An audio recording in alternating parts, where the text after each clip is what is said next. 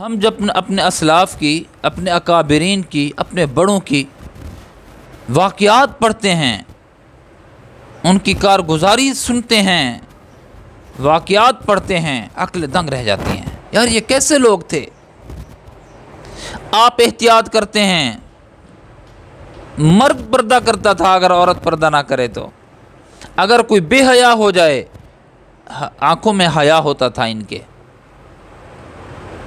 حیران ہو جاتے ہیں کہ ان حضرات نے کیا محنت کی اپنے دل کے اوپر، کیا لو لگائی اللہ رب العزت کے ساتھ، کیا محبت و عشق کا تعلق تھا اللہ کے نبی صلی اللہ علیہ وسلم کے ساتھ۔ امام ابو حنیفہ رحمہ اللہ کے متعلق آتا ہے کہ آپ جا رہے ہیں، حمام سے ایک شخص نکلا، اس نے تہبند اس انداز سے باندھی ہوئی تھی، باہر نکلا اس انداز سے باندھی ہوئی تھی کہ اس کا وہ مقام یعنی پنڈلی سے اوپر کا حصہ ظاہر تھا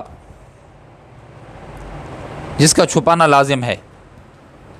امام ابو حنیفہ رحمہ اللہ نے نگاہ جھکا لی، امام صاحب نے نگاہ جھکا لی،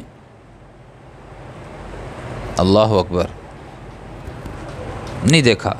یہ حمام سے نکلنے والے شخص نے دیکھ لیا، امام صاحب نے آنکھیں بند کر لی ہیں، آنکھیں بند کر کے جا رہے ہیں۔ شریر و خبیث لوگ تو ہوتے ہیں، مزاح کے طور پر کہنے لگا ابو حنیفہ کب سے اندھے ہو گئے ہو؟ ابو حنیفہ کب سے اندھے ہو گئے ہو؟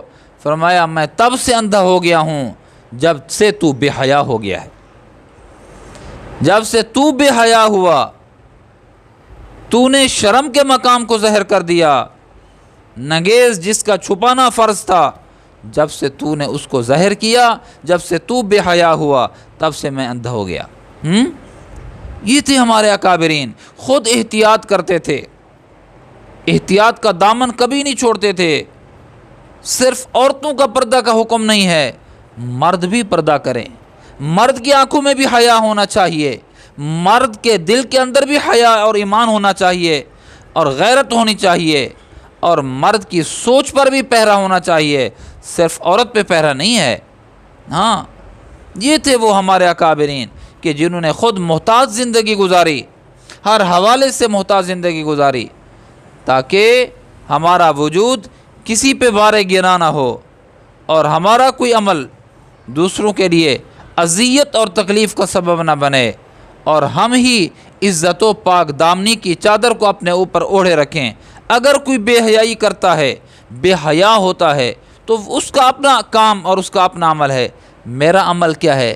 با حیا رہنا، عزت اور عفت کی چادر کو داغدار نہ ہونے دینا، اپنی نگاہوں کی حفاظت کرنا، اپنی سوچ کی حفاظت کرنا، یہ میری اور آپ کی ذمہ داری ہے۔ یہی طریقہ تھا ہمارے اسلاف کا کہ جب انہوں نے یہ عمل کیا، اللہ کی پوری مدد اور نصرت ان کے ساتھ شامل حال ہو جایا کرتی تھی۔